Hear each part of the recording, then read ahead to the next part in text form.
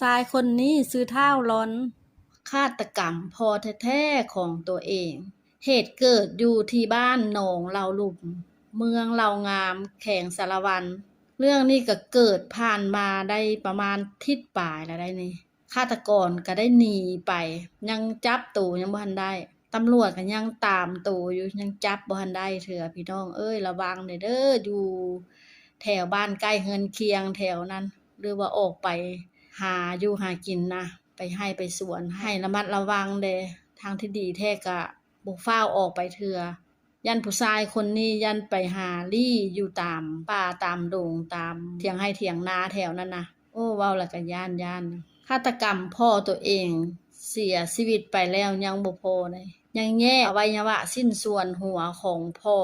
ไปเสียบไว้ลักหัวหน้าเถียงนาปลาชนแถวนั้น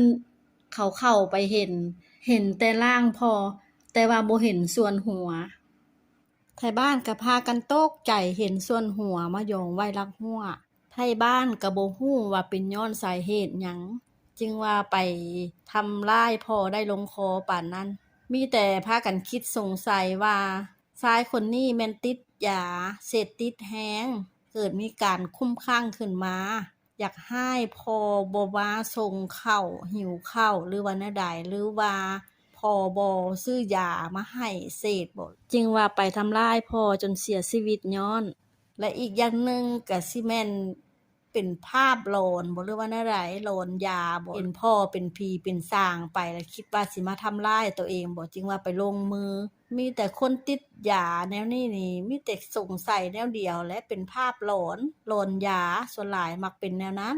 ว่าผลร้ายของยาเสพติดนี่แล้วมันรุนแรงที่สุดจังว่าผู้ใดขายนี่ก็ถือว่าเป็นฆาตกรแล้วนี่ขายให้คนกินไปแล้วก็เกิดมีการภาพหลอนขึ้นมาแล้วก็ไปทำร้ายคนอื่นถึงแก่ชีวิตก็ถือว่าผู้ขายนี่ก็เป็นโทษหนักเห็นบ่ประเทศจีนเขาเจ้าจับได้นี่โทษยาเสพติดนี่แม่นเป็นโทษหนักที่สุดเขาเจ้าเอาไปประหารชีวิตโลดสมเสยที่ว่าประเทศใดเฮ็ดได้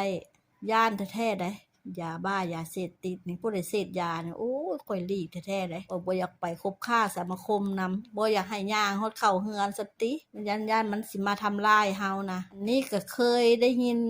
ช่วงนี้แหละที่ว่าลูกคตกพ่อนะช่วงหลังประมาณ20ปลายปีหลังนี่ก็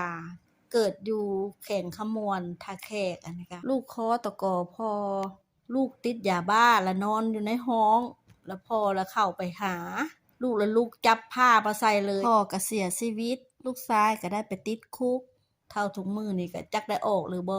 มันหิวมาแล้วมันเฮ็ดได้จังวะมันเสพหลายแล้วมันประสาทมันหลอนแล้วมันก็บ่ฮู้ว่ามันไผเป็นพ่อเป็นแม่เพราะว่ายาคุมเลยซะคันไปห้ายไปด่าไปหยังมันนี่มันว่าเฮานี่สิไปทำร้ายมันแล้วมันก็เฮ็ดเฮาก่อนโลดนะถ้าผู้ใดจื้อหน้าจำตาได้ก็แซ่ๆกันออกไปเด้อพี่น้องบอกส่งข่าวให้เจ้าหน้าที่ตำรวจเขี่ยวจับตัวมันไวๆไทบ้านแถวนั้นเขาเจ้าก็สิอยู่เย็นเป็นสุขเด้วอนเจ้าหน้าที่ตำรวจขอให้จับได้ไวๆเด้อเป็นหูเป็นตาช่วยกันถ้าว่าเห็นรูปโฉมหน้าผู้นี้ละคิดสงสัยอยู่ไสละเขี่ยวแจ้งเจ้าหน้าที่ตำรวจโลดพี่น้องติบข้าวน้อยฆ่าพ่อแล้วนี่เพื่อเลี้ยงลูกเพื่อสิใหญ่เลี้ยงใหญ่มาแล้วผัดมาเฮ็ดแบบสิลูกทรพีแนวใดแซ่บๆพ่อแม่หามาสู่กินป้อนข้าวป้อนน้ำเพื่อสิใหญ่ปลาตอนหนาสิ้นตอนใหญ่มาให้เลี้ยงคนผู้หนึ่งบ่แม่นธรรมดาไผละสิก้าวอยู่นำและญาติพี่น้องไผสิก้าวอยู่นำไปเฮ็ดถึงขั้นนี้แหละอายอยู่ไทยก็สั่งความมาว่าคันถ้าว่าตำรวจจับได้